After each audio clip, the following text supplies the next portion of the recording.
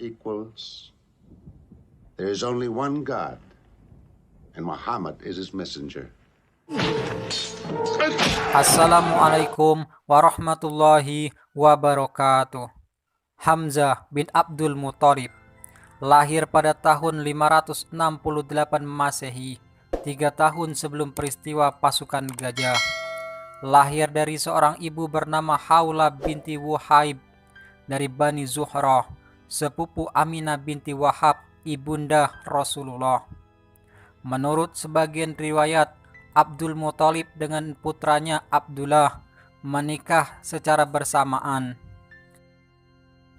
Setelah lahir, Hamzah disusui oleh Thuwaibah, hamba sahaya milik Abu Lahab, yang nantinya ia juga yang akan menyusui Nabi Muhammad SAW. Kemudian Hamzah disusui oleh Halimah, yang kelak ia juga yang akan menyusui Nabi Muhammad SAW. Jika dilihat dari sini, Hamzah memiliki hubungan yang erat dengan Nabi Muhammad, yaitu sebagai paman dari ayahnya, anak dari sepupu ibunya, saudara sesusuan dari Thuwaibah dan Halimah, dan sebagai sahabat dalam perjuangan menegakkan Islam.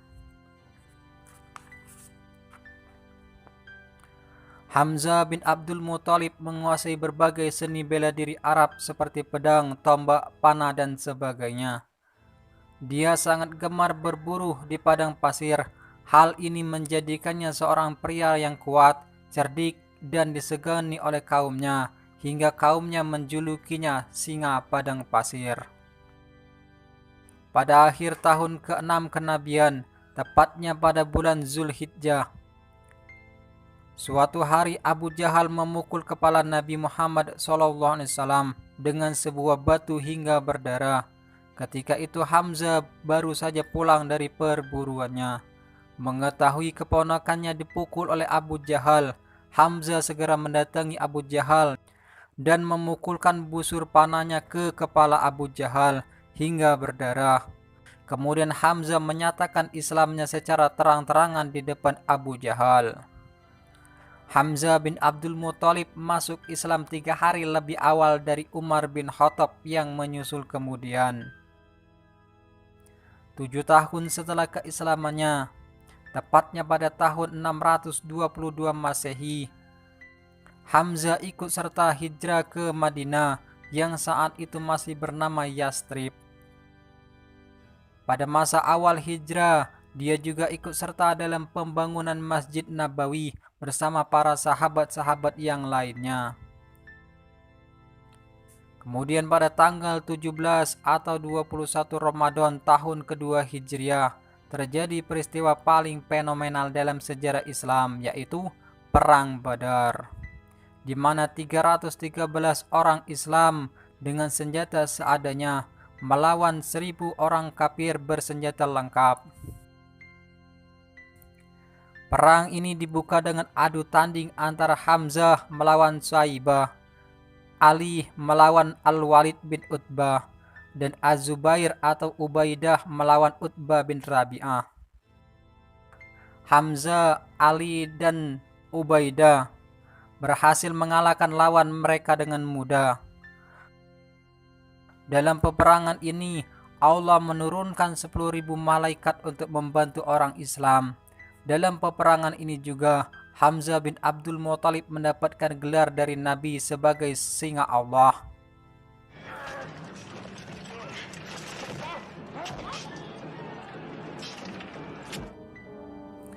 Karena Utbah bin Rabi'ah, Al-Walid bin Utbah, dan Syaibah bin Rabi'ah adalah satu keluarga, maka putri Utbah, Hindun binti Utbah, istri Abu Sufyan, menaruh dendam kepada Hamzah. Ia menawarkan harta dan kebebasan kepada seorang budak bernama Washi. Jika saja Washi bisa menghabisi Hamzah, maka ia akan memberikan harta dan kebebasan kepadanya. 1 tahun kemudian, tanggal 7 Syawal tahun ke-3 Hijriah, 700 orang Islam berhadapan dengan 3.000 orang kafir di Bukit Uhud. Pada awal peperangan, orang-orang Islam dapat mengalahkan pasukan kafir dan membuat mereka kocar-kacir.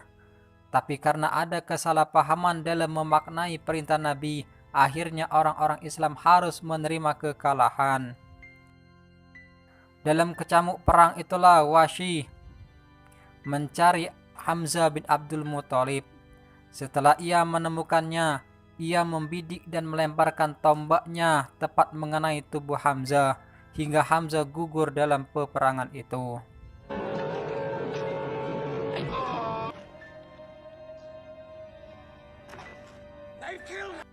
Setelah pertempuran usai, Hindun bin Utbah mendatangi jasad Hamzah, memotong telinga dan hidungnya untuk dijadikan kalung, lalu mengeluarkan jantung atau hatinya. Setelah orang-orang kafir pergi, baginda Nabi Muhammad SAW mendatangi jasadnya yang telah dimutilasi oleh orang-orang kafir.